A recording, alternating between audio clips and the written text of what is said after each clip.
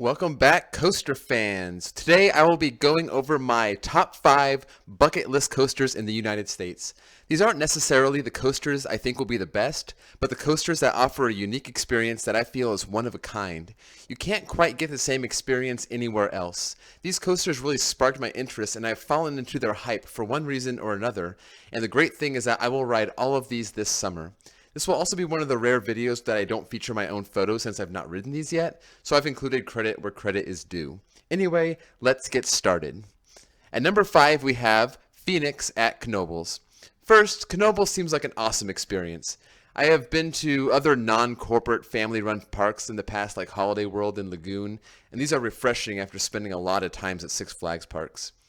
As for Phoenix, all I hear is that this thing is an airtime machine and the buzz bars allow you to absolutely fly to a level where you actually fear for your life. So yes, I absolutely want to experience that.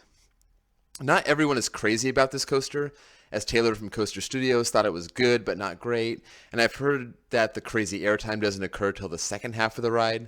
But regardless, this has always been a top-ranked Woody despite being built over 30 years ago. And I will be at Knoebels to experience it on July 17th.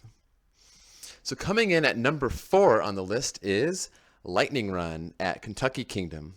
And this is truly a one-of-a-kind coaster by Chance Rides, who pretty much said, we're going to take a 100-foot coaster with less than half a mile of track and cram as much insane airtime into it as possible. The airtime on this looks nuts, and the trains are a little funky and kind of uncomfortable, but hopefully that doesn't take away from what looks like one of the kings of ejector airtime. Lightning Run opened in 2014 as the centerpiece of the remarkable revival of Kentucky Kingdom, and despite its success and cheap price tag, it's a mystery why no one else has contracted Chance Rides to build another version of this model. This will be the first ride I go to on Sunday morning, July 8th. At number 3 on my list is Balderdash at Lake Compounce. And I drove right by Bristol, Connecticut in 2015 when I was going up to Six Flags New England, but I didn't have time to stop in to try this out. And the way that this was built into the mountain looks absolutely brilliant. This thing just keeps gaining speed until it hits that crazy run of airtime hills near the end when it gets to the bottom of the mountain. And the layout of this ride on the mountain is what really appeals to me, and the fact that it's beaten El Toro so many years for best wooden coaster in the world makes me think that it's as good as it looks. I know that people say it's gotten very rough over the years, and that may ultimately take away from the experience, just like with the Voyage at Holiday World, but I must get on this. And I will make it my first ride on July 18th. My number 2 bucket list coaster may actually end up being my number 1 overall ride once the summer's over, and that is Steel Vengeance at Cedar Point. This looks like it combines the best qualities of New Texas Giant and Wicked Cyclone. It's got the height and the length of New Texas Giant, but it's got all the great inversions and airtime hills of Wicked Cyclone. It's like all the other hybrids RMC has made up to this point have just been practiced in order for them to construct this masterpiece. When this was being built, I wasn't overly impressed with the layout and thought maybe all the hype and promise of RMCing Mean Streak might not materialize to its full potential, but that all changed on August 16th when they made the official announcement that it'd be over 200 feet tall, have that 90-degree drop, have that third lap around the layout that results in over a mile of track, 4 inversions, 30 seconds of airtime. I realized that this was built to be the best coaster in the world. My wife and I are actually flying out to Cedar Point on May 5th for opening day, and I'll be back on July 10th with my brother as part of our cross-country trip.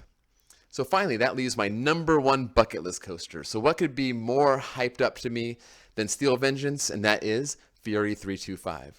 And I will admit that given the POVs, I don't see how people can rank this over El Toro and other world-class coasters out there, but all the major players in the coaster community have ranked this as their number 1 coaster.